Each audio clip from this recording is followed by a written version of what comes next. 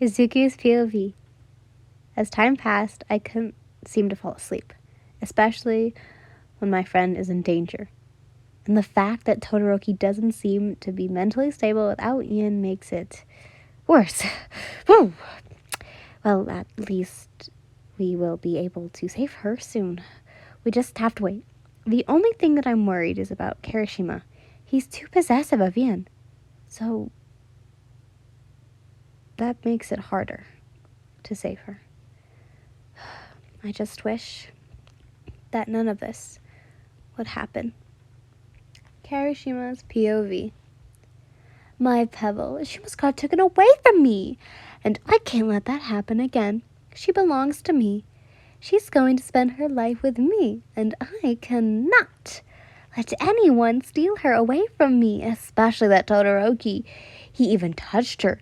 He can't touch her, and now my pebble has his fucking cologne on him. This pisses me off.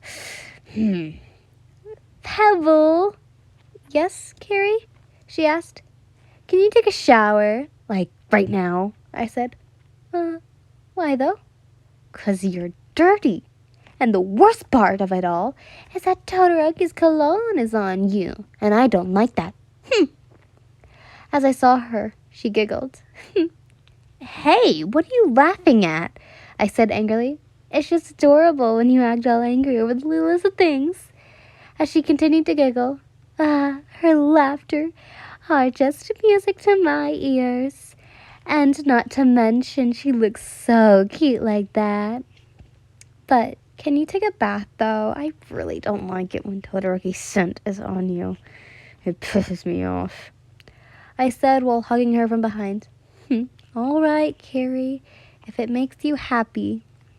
As I watched my pebble enter the bathroom, gosh, I just love her so much. And now that Todoroki's scent is gone, I can have her to myself and won't be reminded of Todoroki.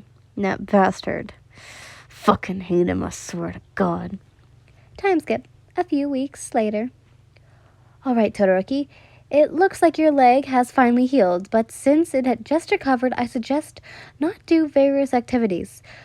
For now, maybe give it 2 or 3 days for it to rest. Then you can continue to do whatever activities you want, said the doctor.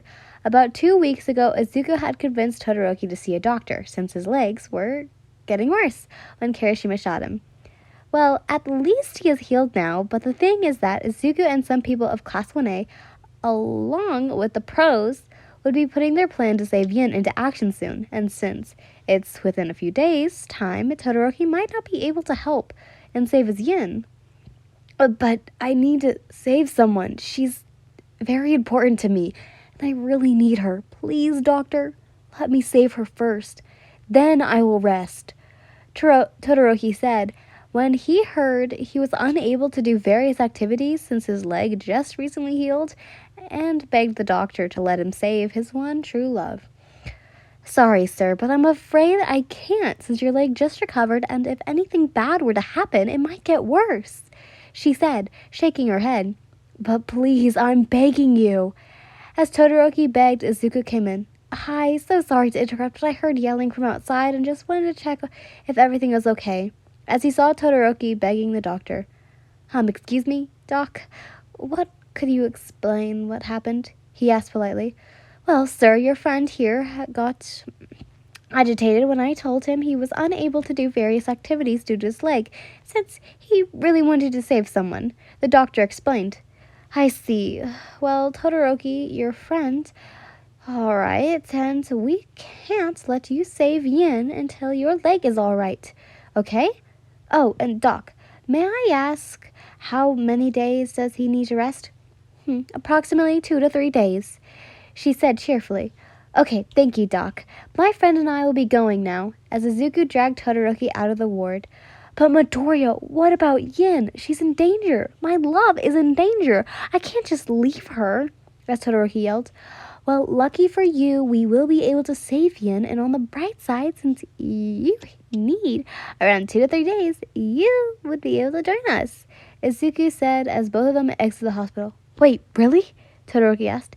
Yep, I mean we did plan a date for launching the attack, so either way you would be able to see your love again. As he could see the light in Todoroki's eyes, he was just so happy at the moment. Who the fuck is Z? Z-E-P-O-V? Oh, it's the League. Sorry. Screw you, Shigaraki, yelled Toga as Shigaraki laughed. Well, too bad. You lost. As Shigaraki kept teasing Toga for her loss in Mario Kart. What on earth is going on? Dabi said as you were standing in the corner watching them while dyeing your hair. What?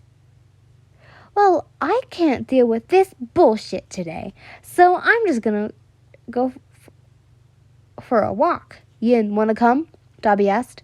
Sure, let me change out first. As you grabbed a hoodie and a pair of jeans, you changed into your out of your pajamas. Once done, you went to Dabi. Okay, let's go now, he said excitedly. Since you had never really gone out with Dabi, this will be an exciting yet awkward one, as you and Dabi walked around the dark city with your disguises.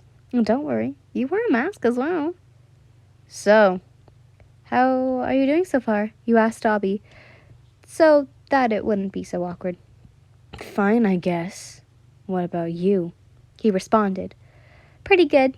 As you guys walked in silence, the night was a really cold one, and the hoodie was not enough to keep you warm, so you were practically freezing. Hey, Dabi, don't you find it cold out here? As you were shaking like crazy due to the cold. No, why? As he turned to look at you, he noticed that you were shaking and knew that you were cold. Suddenly, you felt a nice warm coat over you as you looked at Dabi and smiled. And at him, saying thank you. He may or may not have been blushing slightly. Apparently his coat was too long and too big for you. By the time you and Dabi got back to the hideout, it was around 1 a.m. Do you want a drink? As you watched Dabi grab a cup from the cabinet and poured himself some beer. No, thanks. As he proceeded to sit down on the couch, staring into thin air. After Dabi was done with his drink, he decided to join you and sitting on the couch, doing nothing. Oh my god, where's my poor soul? All of a sudden you heard footsteps. Very familiar footsteps.